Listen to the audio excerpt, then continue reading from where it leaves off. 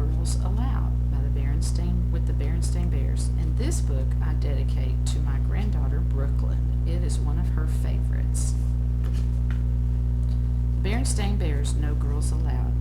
It's so important that he and she bears aren't the same, when what really matters is how we play the game. No girls allowed.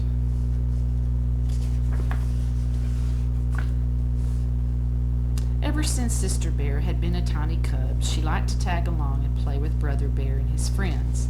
It was a bit of a nuisance because she slowed down their running. Wait for me. She interfered with their climbing, not so high, and she messed up their marble games. Oh, that slipped. But as she got older, things changed.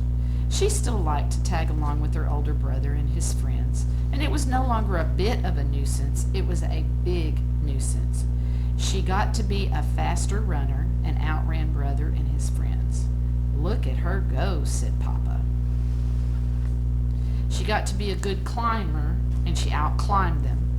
Oh dear, said Mama, I do wish she'd be more careful. And she won all their marbles. Goodness, I hope they're not playing for keeps, said Mama.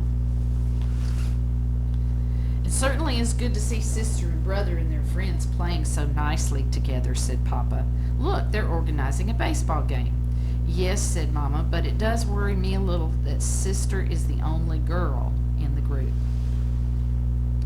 Now, Mama, said Papa, it's not whether you're a he or a she that counts. It's how you play the game. Look, she just hit a home run.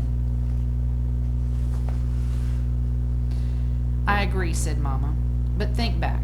How would you have liked it when you were a cub if some little girl could outrun, outclimb, and outhit you? Papa thought for a moment. I wouldn't have liked it, he said.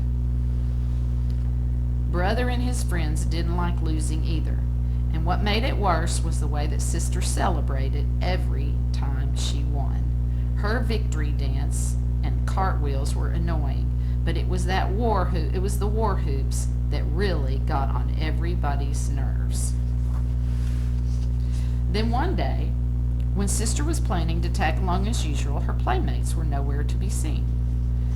No matter, she thought, and went about her business. She picked wildflowers for Mama and jumped rope and some butterflies. And when there were no cubs around the next day, she was puzzled. But there was plenty to do. She had a tea party for her dolls and read some books. But on the third day, she began to wonder what was going on. Where are those cubs, she said aloud. They weren't in the old climbing tree. They weren't playing marbles. And they certainly weren't on the baseball field. As she stood on the deserted field, wondering where everybody was, she heard voices. They sounded like cubs' voices, and they were coming from the thicket. She followed the sound into the thicket. What were those cubs up to? And when she reached the edge of the frog pond, she found out. What they were up to was building a secret clubhouse on Berry Bush Island in the middle of Frog Pond. It had peepholes and watchtowers and a little bridge. It was almost like a castle. What a wonderful surprise. Hi, gang, she shouted. She was so excited that she did her celebration dance, complete with cartwheels and war hoops.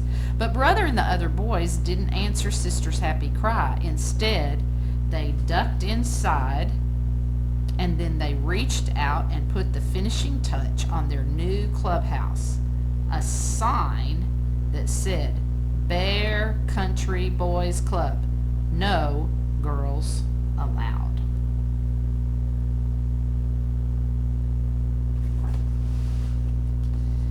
As Sister stood there, trying to think what to do next, there was a creaking sound. The bridge was a drawbridge, and they were cranking it up. She was heartbroken. It isn't fair, she wailed as she ran home from the thicket. You're absolutely right, roared Papa. It isn't fair. Come, we're going back. We're going to go back there and make them take you into their silly club. And if they don't, I'm going to tear the clubhouse, limb from limb. But Mama stopped them. I don't think that's the answer, she said. Those boys are being very unfair. Sometimes boys act that way, and so do girls. But whoever does it is wrong. The important thing is not whether you're a boy or a girl, but the sort of person that you are. And be sure that as it may, you can't make cubs want to play with you. No, said Sister, but you can tear them limb from limb. Come on, Papa. Wouldn't it be a better idea, she suggested Mama, for you to form your own club and build a secret clubhouse of your own? Could I? Said Sister. This old climbing tree might be a good spot for it, said Papa, and I'll help. Terrific, said Sister. The first thing we need is a big sign that says, "No boys allowed." No, said Mama. The first thing you need for a club is members. That part turned out to be easy.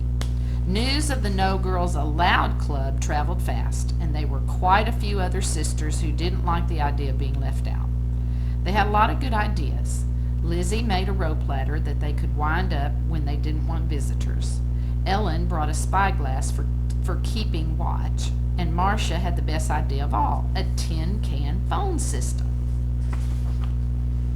With Papa Bear's help, they built a very fine clubhouse high up in the old climbing tree.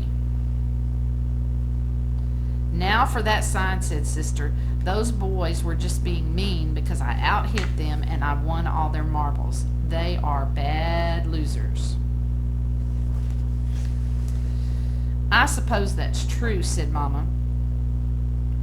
Agreed, Mama. But you know, there's such a thing as a bad winner, too. Someone who makes a big braggy show every time she wins.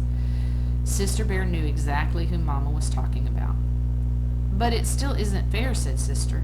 Well, said Mama, I think we can work things out. But first we have to celebrate the opening of this very, very special clubhouse with some special refreshments. Barbecued honeycomb and salmon. Now, if there's anything cubs are crazy about, it's barbecued honeycomb and salmon. The girl cubs and boy cubs.